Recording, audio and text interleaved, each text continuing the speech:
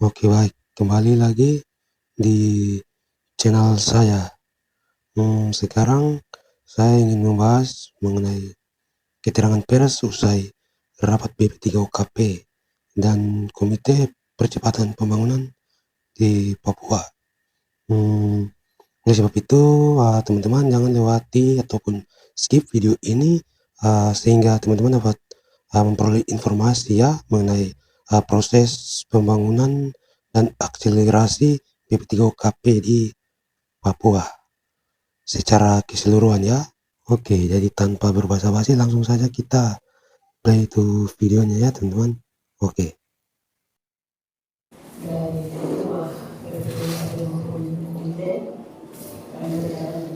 Sejak kemarin kami sudah laksanakan pleno bersama BP3OKP dan juga komite eksekutif percepatan otonomi khusus pembangunan Papua. Dan terakhir tadi sudah kami menyerahkan hasil pleno selama 2 hari ini kepada Bapak Wakil Presiden Republik Indonesia untuk ditindaklanjuti. Poin penting isi hasil pleno yang diserahkan ke Wapres apa aja, Bu? Iya. Jadi perhatian pusat. Ada beberapa poin yang sangat penting dan strategis dalam rangka percepatan pembangunan otonomi khusus Papua. Misalnya seperti pendidikan, masalah pendidikan, kesehatan, kemudian infrastruktur, pemberdayaan ekonomi masyarakat kita di Papua, ditambah dengan isu-isu lain yang ada di daerah. Ya. Ibu, mungkin ada kepastian itu terkait dengan MBG rata di Papua. Ini ada nggak pembahasan terkait MBG juga? Pelaksanaannya seperti Pelaksanaannya sudah berjalan tadi Pak Wakil Presiden. Iya, sudah dimulai untuk Provinsi Papua Barat ini sudah dimulai. Tadi sudah dikunjungi oleh Bapak Wakil Presiden di SMP 14 Nuni. SMP 14 Nuni di Manokwari, Kecamatan Manokwari Utara. Dan sekaligus Bapak Presiden memberikan bantuan Starlink, dan juga komputer Acer, laptop, dan direncanakan ada sekitar 300 titik untuk Papua dan NTB. Jadi akan secara fokus bagaimana dalam rangka peningkatan pendidikan. Iya. Bu, tadi kalau kemarin kan Mas Wapres berpesan soal skala prioritas untuk percepatan pembangunan itu nanti mungkin tahapan-tahapannya akan seperti apa, mana yang lebih dulu untuk dikerjakan. Iya, mungkin untuk itu secara teknis kebetulan ada ketua komite eksekutif, silakan Pak Felis bisa disampaikan. Iya, terima kasih saudara-saudara. Mungkin kami ingin menyampaikan bahwa pertemuan ini pertemuan rangkaian 2 hari. Jadi pertemuan kemarin dan pertemuan hari ini untuk lebih mendetailkan. Jadi kami izin membagi menjadi ada sekitar 6 klaster agenda yang akan menjadi tindak lanjut. Pertama adalah agenda dokumen perencanaan, terutama adalah perencanaan penyelesaian Perpres tentang rencana aksi percepatan pembangunan Papua 2025-2030, karena ini akan lebih terfokus untuk Papua sehat, Papua cerdas, dan Papua produktif, dan juga Papua damai. Agendanya lebih fokus dan terukur hingga 4 tahun ke depan. Dan fokusnya jelas untuk 6 provinsi dan 42 kabupaten ini.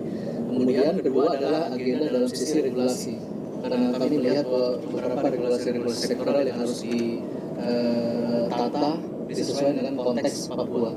Jadi kebijakan sektoral yang harus juga disesuaikan dengan konteks yang terjadi di tanah Papua. Kemudian yang ketiga adalah aspek yang bersifat kelembagaan pemerintahan. Karena kunci dari sisi pembangunan adalah bagaimana kapasitas kelembagaan di pemerintah daerah, tapi juga di kementerian lembaga. Kapasitas tentang memahami konteks persoalan di Papua juga harus teman-teman di kementerian lembaga juga harus memahami konteks Papua. Keempat, ini menjadi tugas di kami juga adalah kerangka pembiayaan. Salah satu yang concern dari Bapak Wapres kepada kita semua, Mendagri akan menjadi lead di depan untuk mengelola percepatan realisasi keuangan daerah, terutama dana tambahan infrastruktur maupun dana otsus hingga Desember ini. Jadi ada langkah-langkah kecepatan di seluruh APBD di 6 provinsi. Kemudian kami juga sudah merencanakan bagaimana strategi ke depan di 2026. Itu 4 agenda, dan terakhir adalah agenda-agenda strategis pembangunan di tanah Papua.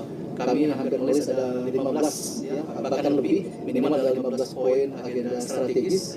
Mulai dari yang kami anggap tadi Bu Wamen sampaikan, ada agenda untuk kesehatan, rumah sakit, revitalisasi rumah sakit, misalnya di beberapa titik, termasuk di Manokwari, tadi Bapak Gubernur, di Nabire, di Wamena.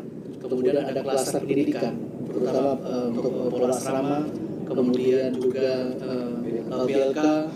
Kalau tadi di kesehatan ada mobile health services, jadi pelayanan yang bergerak, terutama di sungai-sungai, pesisir yang sulit.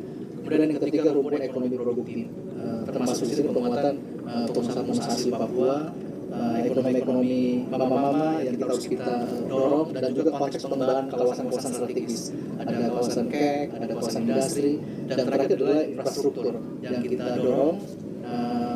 Bapak Wapres sangat menekankan tentang infrastruktur, karena infrastruktur konektivitas adalah tulang punggung di seluruh 6 provinsi. Kita akan melihat mana-mana yang menjadi quick wins di setiap ruas segmen di 6 provinsi ini, tapi diikuti juga dengan pengembangan kawasan ekonomi di sekitar Trans Papua ini. Dan terakhir adalah tindak lanjut, kita sepakat dengan Bu Wamen dan juga Bapak Wapres bahwa kita akan titik kecil untuk percepatan realisasi hingga Desember ini. Kemudian kedua adalah akan ada rakor tingkat kementerian, BPT-OKP, Bidang Eksekutif dengan kementerian lembaga dan para gubernur, bupati, wali kota, MRP, DPRP untuk sebuah rakor difasilitasi oleh Menteri Dalam Negeri untuk semacam rakor tanah Papua, untuk rapat sinkronisasi dan harmonisasi percepatan pembangunan di tanah Papua. Jadi ini rapat besar antara seluruh menteri, kemudian gubernur, bupati, wali kota, MRP, DPRP, sehingga ada satu pemahaman bersama tentang arah besar pembangunan tanah Papua ke depan. Intinya kita ingin bahwa ada kebijakan yang rasa Papua. Dalam bahasanya Bapak Pendeta Yoko, kebijakan ala Papua, asacita ala Papua. Jadi saya pikir ini mungkin nanti masa kita kunjungan Bapak Wakil Presiden untuk memastikan asacita ala Papua. Bapak kesempatan ini. Seiring dengan BGP berkembang, Bapak mencuat dari masyarakat bahwa yang terpenting masyarakat Papua saat ini menginginkan adalah pendidikan gratis, Bapak. Maka kami perlu gratis pendidikan. Seperti itu, Bapak. Ada temuan dalam BPT-OKP itu pertama, Bapak. Yang kedua, efisiensi anggaran terpukul juga, Bapak, untuk khusus terpangkas. Oke, dua poin itu ya. Jadi poin pertama adalah pembangunan ini kan integrated development policy, kebijakan dan integrasi. MBG menjadi salah satu bagian untuk memperkuat kebijakan-kebijakan sarana prasarana, pelayanan dokter, guru-guru, kemudian gizi, sanitasi, lingkungan sekolah yang baik, dan ini terpadu. Jadi MBG menjadi salah satu bagian penting untuk gizi anak-anak. Tetapi MBG jangan dilihat hanya sekedar makan siang dan makan gratis anak-anak, tapi dilihat sebuah ekosistem, ekonomi hidup, telur, sayur, rica, ekonomi produktif di berbagai titik, sehingga MBG menjadi sebuah motor mesin penggerak.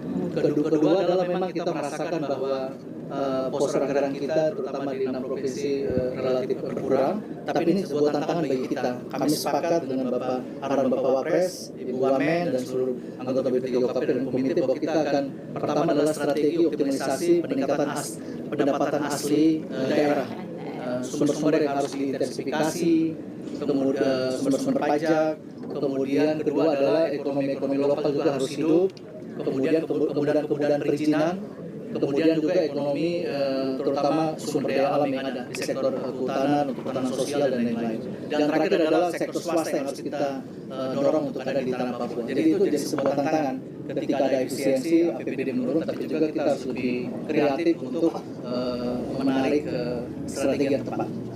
Ada dua mesin ya, mesin birokrasi dan mesin swasta ini kita mau hidupkan. Kalau birokrasi saja, misalnya penerapan kurang, ini kan agak susah. pertumbuhan ekonomi ini tidak bisa terjadi. Sehingga dalam poin kita dua hari ini selain komitmen dari Bapak Presiden, kita akan dorong ini untuk provinsi. Terima kasih ya. Terima kasih. Satu dulu. Ya.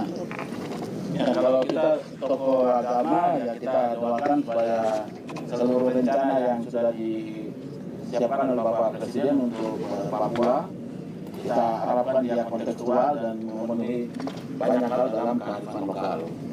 Kemudian pertumbuhan ekonomi dan pendapatan asli daerah harus melibatkan pengusaha lokal, juga UMKM dan sumber daya alam di Papua dikelola dengan pola ekonomi berbasis marga, keluarga, sehingga konflik-konflik menyangkut tanah, lahan dan sebagainya itu terminimalisir.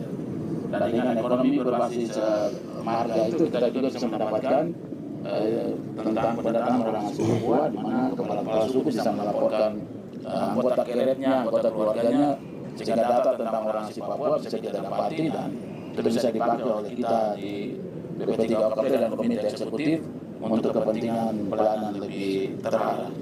Saya pikir itu yang saya sampaikan. Terima kasih. Terima kasih semua. Terima kasih Ibu. Oke, baik.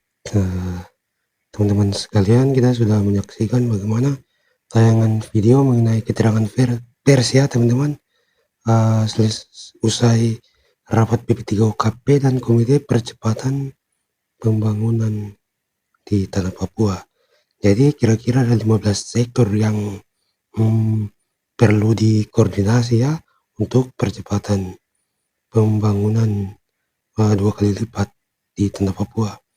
Pertama ialah mengenai pendidikan, di mana pendidikan merupakan suatu sarana dan prasarana yang sangat penting untuk meningkatkan sumber daya manusia, khususnya orang asli Papua, sehingga dengan pendidikan manusia Papua ataupun orang Papua dapat bersaing secara nasional. Kira-kira mungkin begitu. Yang kedua, kesehatan ya teman-teman. Bidang kesehatan ini sangat penting karena ketika kita ingin belajar, kita harus memiliki imunitas yang kuat dan stabil, sehingga ketika kita menerima proses pembelajaran itu, pikiran kita dapat mencerna pelajaran dan fokus kita dapat kita fokuskan untuk belajar. Kemudian yang ketiga ialah infrastruktur ya teman-teman. Ya, kita tahu bahwa di Papua ini masih sarana prasarana dan fasilitas untuk infrastruktur itu belum mumpuni ya untuk kita akses, sehingga melalui tersebut mobilisasi pergerakan manusia ataupun masyarakat di Tanah Papua ini dapat berjalan dengan baik dan efektif serta efisien. Nah, sehingga di sini tidak ada macet ataupun mengalami stagnasi ya di bagian mobilisasi masyarakat. Kemudian beberapa sektor yang lain, dan yang keempat ialah yang terutama juga ialah UMKM.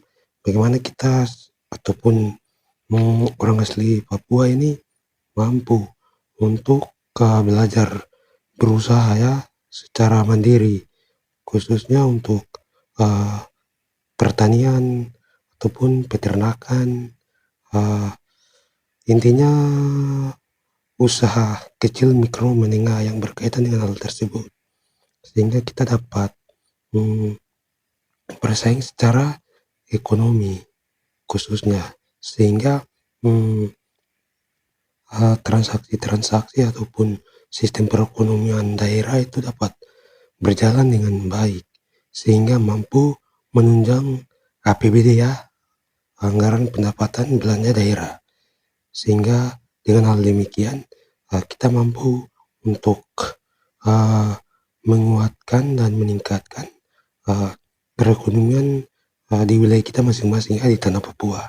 Nah, kira-kira itu 4 poin terutama, dan ada beberapa 11 poin lainnya yang belum dibahas, tapi secara spesifik hanya 4 poin tersebut yang dibahas karena secara general ataupun secara umum itu menjadikan suatu indikator ya dan pertanyaan besar bagi pemerintah pusat untuk kami, khususnya orang asli Papua, untuk dapat hidup dengan berdikari secara ekonomi, politik, dan budaya di daerah kita masing-masing. Nah, kira-kira mungkin itu gambaran umum dari program ataupun proyek besar yang ingin dilakukan oleh pemerintah pusat ya, karena mereka memiliki optimisme dan juga antusiasme dalam melihat hal demikian ya, sehingga kita tidak disisihkan ataupun dipinggirkan, atau juga dengan bahasa lainnya dianaktirikan. Kemudian ada beberapa hal juga ya yang perlu kita memperhatikan dari tanggapan-tanggapan ataupun pertanyaan-pertanyaan yang diberikan oleh tim media ya di Manokwari, Papua Barat terkait dengan MBG. Jadi MBG ini kira-kira suatu agenda besar yang dimana terdapat 15 sektor yang dilakukan oleh pemerintah pusat yang mereka rangkap menjadi satu rangkuman atau draft khusus untuk proyek besar pembangunan 2 kali lipat di tanah Papua. Jadi 15 sektor itu dimasukkan dalam MBG, sehingga melalui map tersebut mereka dapat memetakan hal tersebut, sehingga program-program ataupun proyek yang ingin mereka lakukan itu dapat berjalan sesuai dengan prosedur yang sudah ditetapkan oleh pemerintah pusat dalam agenda wakil presiden. Nah, kira-kira begitu. Untuk info lebih lanjut ataupun mengenai video-video selanjutnya, jangan lupa like dan subscribe di channel ini, sehingga teman-teman dimanapun berada dapat menerima informasi-informasi seputar tanah Papua dan juga berita-berita nasional yang ingin kami bagikan dan kami utarakan disesuaikan dengan kemampuan kami. Semoga informasi ini dapat membantu teman-teman dan memberikan pengertian yang baik. Kira-kira sekian dan terima kasih. Sampai ketemu di video selanjutnya.